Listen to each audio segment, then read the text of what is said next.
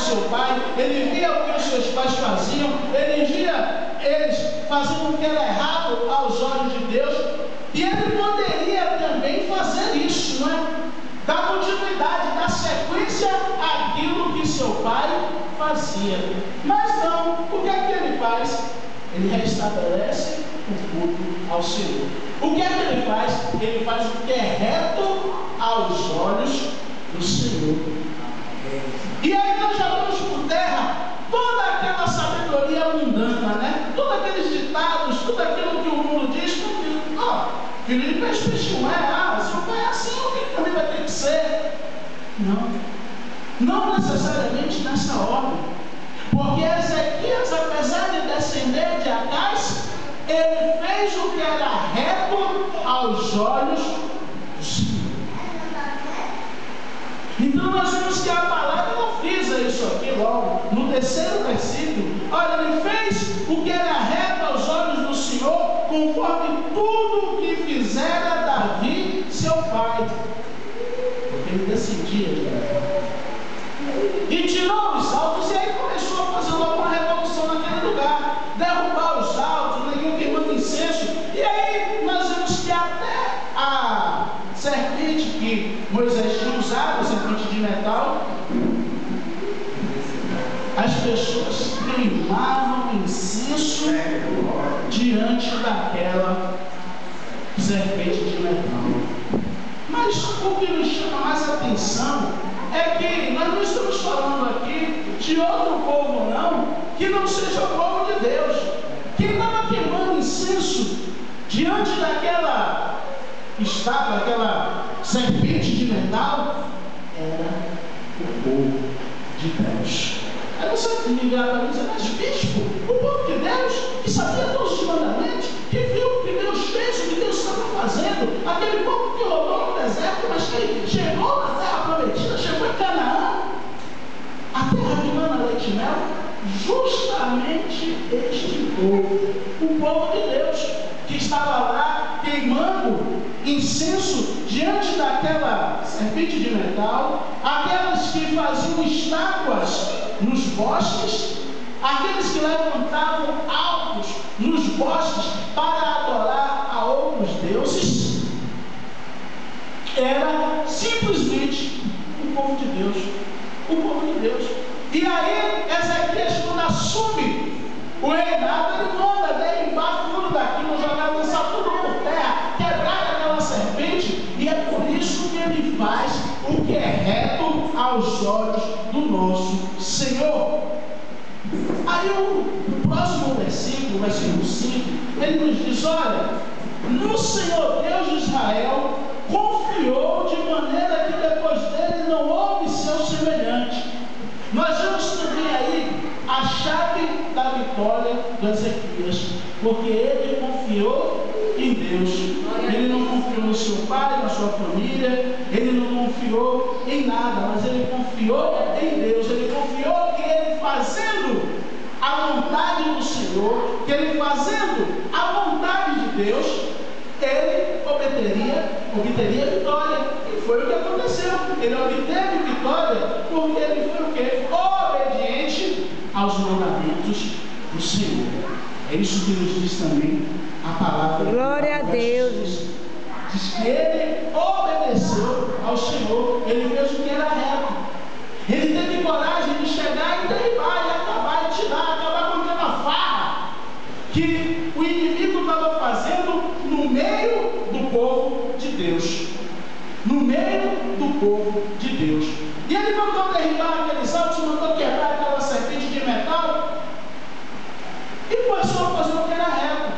Olha, o verso 7 nos diz, assim foi o Senhor com ele, para onde quer que saía, se conduzia com prudência. Olha, nós vemos que para onde quer que o Ezequias ia, ele ia o quê? Com o Senhor.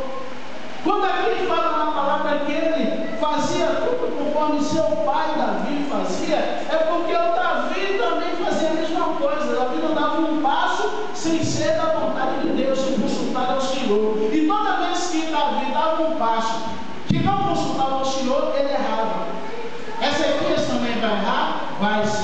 Depois ele vai cometer um erro grave, e por isso ele perde até o reino dele, porque ele vai e mostra aos sírios os seus tesouros, os tesouros do seu reino, quando não era para ele ter mostrado. E aquilo criou uma cobiça do inimigo. E aí, quando chega o sacerdote, quando ele chega para dizer ao sacerdote que já tinha mostrado os tesouros, aí já era tarde. Os inimigos já tinham preparado um ataque contra Judá para poder dominá-la. Mas a palavra aqui nos diz que ele se revoltou contra o rei da Assíria e não se viu. Quer dizer, o rei da Assíria tinha o intento de subjugar Judá, mas não pôde subjugar a Judá, porque o rei de Judá se subjugava ao Senhor, se subjugava a Deus. O que eu quero te dizer nessa noite é que, independente das situações, dos problemas, do que nós passamos, nós devemos nos sujeitar a Deus, nos subjugar ao Senhor, porque é Ele que nos dá vitória. Foi Ele que deu vitória a Ezequias. Ele que permitiu que Ezequias não servisse ao rei assírio. Mas nós vimos que para Ezequias conseguir essa vitória, essa bênção, teve que dar alguns passos, não é? Na direção do Senhor. Ora, o primeiro passo foi que ele fez as coisas que era reto aos olhos de Deus. Quer dizer, ele se subjugou a Deus, ele recebeu o reinado, mas ele não ficou se achando o rei todo-poderoso, mas ele simplesmente colocou a direção do reinado nas mãos de Deus, e é por isso que ele fez o que era reto aos olhos do Senhor. Segundo, ele obedeceu a Deus. Além de Moisés, que regia o povo de Deus na época, dizia tudo o que era para ser feito, o que não era para ser feito, as tábuas da lei, e ele cumpriu o que dizia as tábuas da lei. Olha, se nós devemos amar o nosso Deus sobre todas as coisas, né? Ele, claro, foi lá e derrubou aqueles altos que as pessoas faziam consagração a outros deuses. Esses deuses com letras minúsculas, bem pequenininhas, porque não são verdadeiros deuses, né? Se chamam de deuses, mas não são deuses. O Deus verdadeiro nós conhecemos. O Deus verdadeiro está conosco. O Deus verdadeiro eles conheciam. O Ezequias sabia quem era, e é por isso que ele foi lá e derrubou todos aqueles altares.